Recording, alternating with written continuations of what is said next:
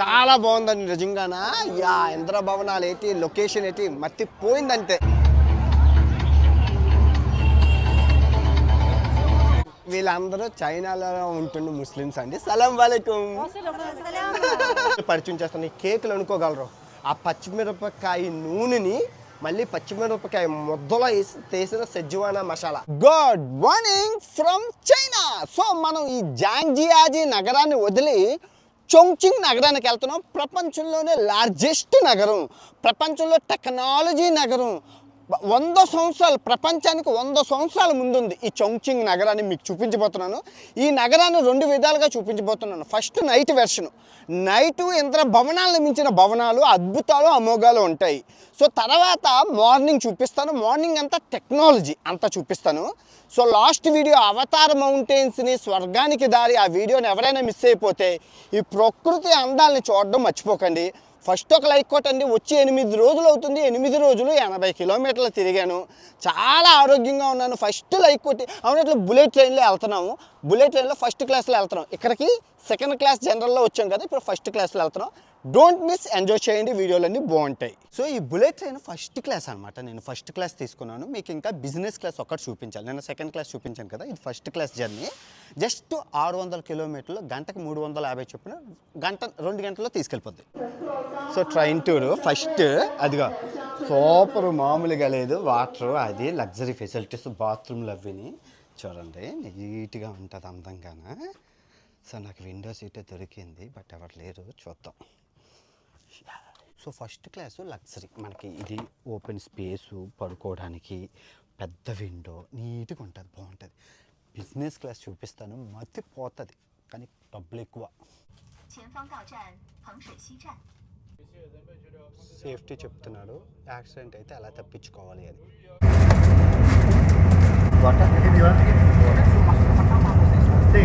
Free అన్నమాట. So ఫ్రీగా ఈ డబ్బాలోని ఇది చాక్లెట్, తర్వాత ఇవి కిస్మిస్లు, బిస్కెట్, పప్పు, బాగున్నదే, సూపర్.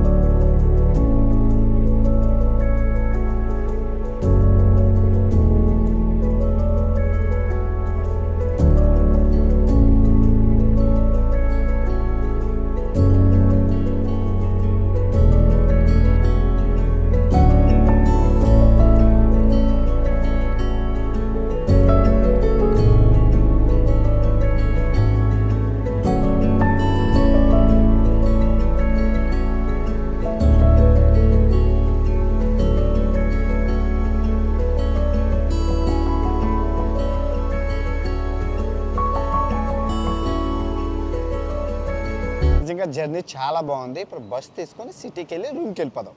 ఈ స్టేషన్కి ఒక స్పెషల్ ఉంది. చైనాలోనే అతిపెద్ద రైల్వే స్టేషన్ అనమాట. ఈ చొంగ్చింగ్ రైల్వే స్టేషన్ అనేది చైనాలోనే అతిపెద్దది. చైనా టెక్నాలజీ చూడండి. నేను ట్యాక్సీ ఆర్డర్ చేశాను కదా, అది ఇక్కడ చూపిస్తుంది. అదే మొబైల్లో చూపిస్తుంది కదంటే, అది స్టేషన్ బయట వరకు ఒకేసారి 1000 ట్యాక్సీలు వస్తాయి. 1000 ట్యాక్సీలు ఈ స్టేషన్లోకి ఎంటర్ అయ్యేసరికి కెమెరాలతో ఆ నెంబర్ రికార్డ్ చేసేసి మీకు ఇక్కడ నెంబర్ ఇస్తుంది. ఈ నెంబర్ ఫాలో అవ్వాలి. మన మొబైల్లో ఉన్నది మనకి, అంటే అది స్టేషన్ కదా, అది టెక్నాలజీ 100 సంవత్సరాల ముందు ఉన్నారు. ఎంత టెక్నాలజీ ఉన్నా నా డ్రైవర్ నా దగ్గరికి వచ్చారంటే చూడండి, అంత ఎక్కువ హెవీగా వస్తాయి ట్యాక్సీలు. ఇప్పుడు మీకు అర్థమైందా? రూమ్ చూపిస్తాను. 2000 పడ్డది. చొంగ్చింగ్ నగరంలో జపాన్ స్టైల్ అనమాట. జపాన్ స్టైల్ అంటే వెరైటీగా ఉంటుంది. నేల మీద పక్కలు, నేల మీద బొజ్జోడం, సిటీ వ్యూ చూడండి. 21 ఫ్లోర్లో 2000 పడ్డది. మామూలుగా లేదు పత్తాపారం. Japan style, city view, time lapse అన్నీ పెడతాను. నైట్ వ్యూ అన్నాను కదా, నైట్ వ్యూ చూపిస్తాను. అద్భుతంగా ఉంటుంది. నెక్స్ట్ వీడియో మిస్ అవ్వకండి.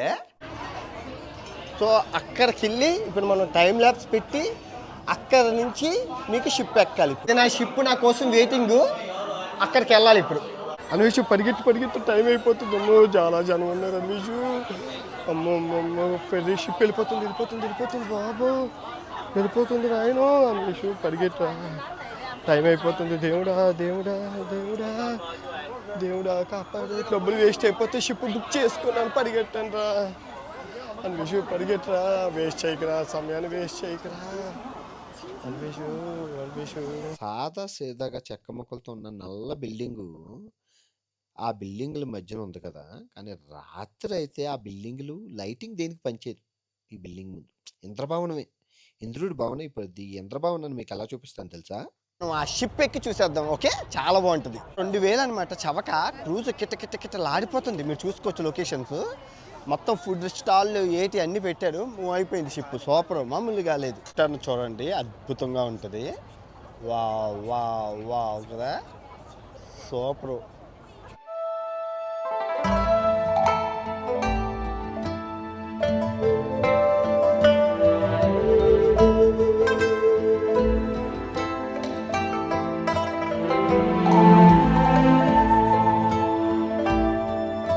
సింగపూర్ బిల్డింగ్ అంటే అది.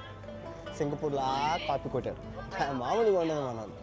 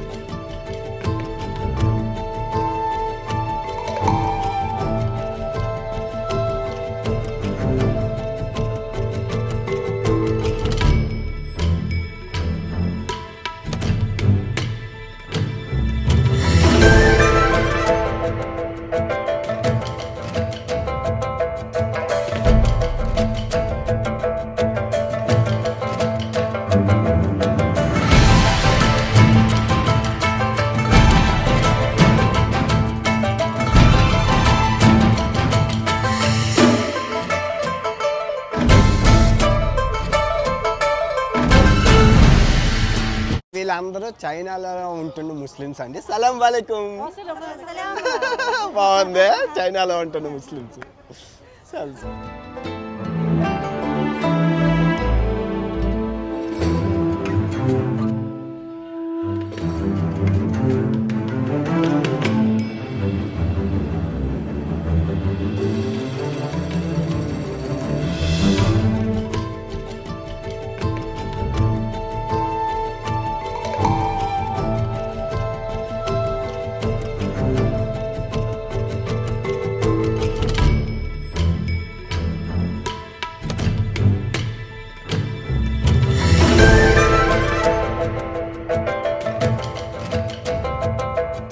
చాలా బాగుందండి నిజంగానా. యా, ఇంద్రభవనాలు ఏంటి, లొకేషన్ ఏంటి, మర్తిపోయిందంటే.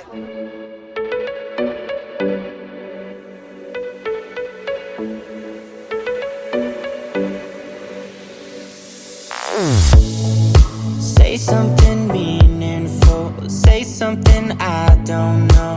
I wanna know you better.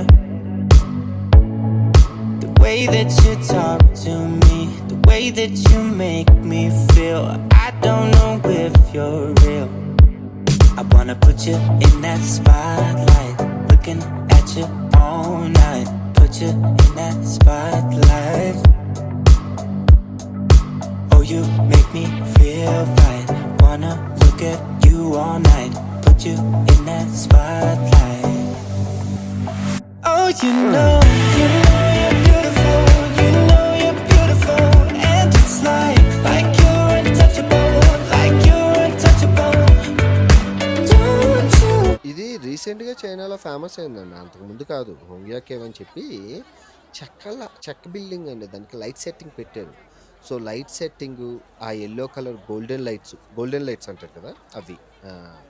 తర్వాత ఎరుపు రంగు బ్రిడ్జు, మీకు దానికి ఆనుకొని ఉంటుంది ఆ ఎరుపు రంగు బ్రిడ్జు. ఆ ఎరుపు రంగు బ్రిడ్జు, ఈ పెద్ద కలర్ బిల్డింగ్ల పక్కన ఈ బంగారు వర్ణం లాంటి ఇంద్రభవనం అసలు నిజంగా అసలు ఎంత ఫేమస్ అంటే ఇన్స్టాగ్రాము, యూట్యూబ్, ఫేస్బుక్ ఇక్కడ మీరు చూస్తున్న వాళ్ళందరూ విదేశీ వాళ్ళు అనుకోకండి, చైనా వాళ్ళు. అసలు చైనాకి టూరిస్టులతో పని లేదు. అంటే విదేశం నుంచి వచ్చిన వాళ్ళతో పని లేదు. వాళ్ళ దేశం వాళ్ళే వాళ్ళకే ఎక్కువ. ఎంతమంది ఉంటారో అందరూ తిరుగుతారు. అందరూ సంపాదిస్తారు. అందరూ తిరుగుతారు. నిజంగా గ్రేట్ చైనా. వాళ్ళ డబ్బులు వాళ్ళకే ఉంటాయి. మనం ఫేమస్ అయిన ఫుడ్ స్ట్రీట్కి వచ్చాం.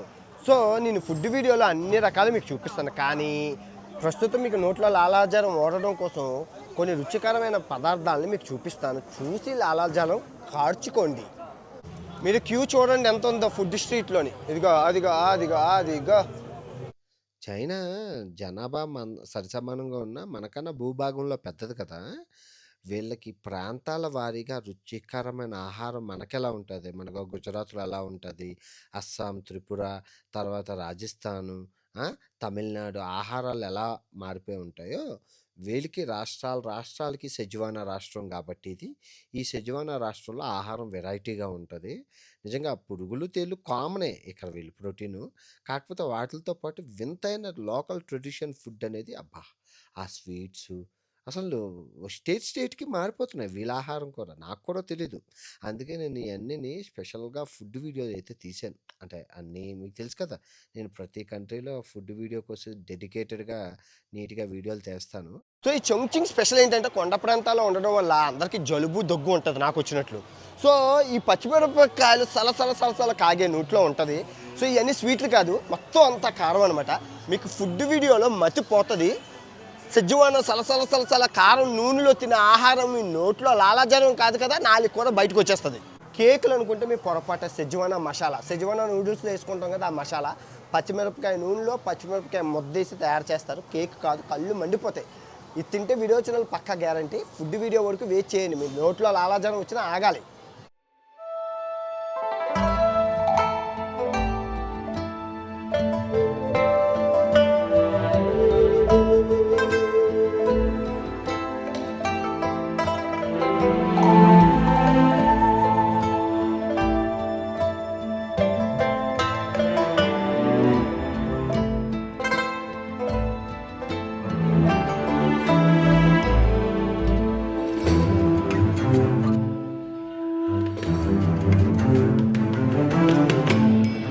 చైనా చిన్న పాలసీతో దేశం యొక్క రూపురేఖలు మార్చేసింది. అది చెప్పే ముందు నిజంగా మన ఎమ్మెల్యేలు, ఎంపీలు గెలుస్తారు కదా ఎలక్షన్స్‌లో. గెలిచాక ప్రమాణ స్వీకారానికి ముందు ఓకే. ఒకసారి చైనా యాత్ర 10 రోజుల ట్రిప్ చేయించారు. షాంఘై ఏది ఇన్‌ఫ్రాస్ట్రక్చర్‌కి, కార్పొరేట్ కంపెనీలకి. షెంజిన్ టెక్నాలజీలకి, రోబోలకి, వ్యాపారానికి. ఇప్పుడు నేను చూపించిన ఈ ఆహ్, చొంగ్‌చింగ్ అనేది అసలు ఎటువంటి పరిస్థితుల్లో అయినా ఎలాగా ఒక రాష్ట్రాన్ని ముందుకు నడిపించాలని ఈ 3 సిటీల్ని 10 రోజులు తిప్పితే ఒక 100 మంది ఎమ్మెల్యేలు, ఎంపీలు వచ్చినా అందులో 10 మంది మారినా మన దేశం యొక్క తలరాత మారుతది. నిజంగా మీరు నోటీస్ చేశారా? ఏ సిటీ ఎళ్ళినా ఆ బిల్డింగులేంటండి అసలు ఎక్కడైనా ఏ దేశంలో అయినా దేశం యొక్క రాజధానిలో ఉంటాయి బిల్డింగులు. తర్వాత దేశం యొక్క సిటీ ఏది బిజినెస్ సిటీలో ఉంటాయి. లైక్ మన ముంబై అలాగా. సో, కానీ ఇక్కడ ప్రతి స్టేట్‌లోని రాజధానులకు మించిన బిల్డింగులు ఉండడానికి గల కారణం 1992లో చైనా తీసుకొచ్చిన ఎంటర్‌ప్రైజెస్ పాలసీ. అంటే ఇది ఏంటంటే అంతవరకు ఎలా ఇప్పుడు మన ఇండియాలో ఎలాగుంది? మనం అన్ని స్టేట్‌లు కష్టపడి ట్యాక్స్‌ని సెంట్రల్‌కి ఇస్తే సెంట్రల్ వాళ్ళకి నచ్చిన దాంట్లో బడ్జెట్ పెడతది. మీ అందరికీ తెలుసు. ఒక్కొక్కసారి సౌత్ ఇండియాకి నష్టం జరిగింది. మనకి ఏం కేటాయించలేదని మనం అంటూ ఉంటాం కదా! సో, అలాగా. సేమ్ అలాగే చైనాకి కూడా ఉండేది. సో, 1992లో ఏం చేశారంటే వీళ్ళు సింపుల్‌గా స్టేట్స్ అందరికీ చెప్పారు. బాబు మీరు ఇప్పటి వరకు చేసింది చాలు. ఇక్కడి నుంచి మీ ట్యాక్స్ మీకే. కాకపోతే మన దేశం నడవడానికి కూసంత ట్యాక్స్ మీ దగ్గర నుంచి తీసుకుంటాం. కాకపోతే మీ ట్యాక్స్ మీకే. ఎప్పుడైతే స్టేట్స్‌కి మీ ట్యాక్స్ మీకే అన్నారో, అరే! మన డబ్బు మనకే ఉంటది. మనం అభివృద్ధి చేసుకుందాం అని పోటీ, కసి పెరిగింది. ఒక స్టేట్‌కి కసి పెరిగి నువ్వు ఒక బిల్డింగ్ కడితే నేను 10 బిల్డింగ్‌లు.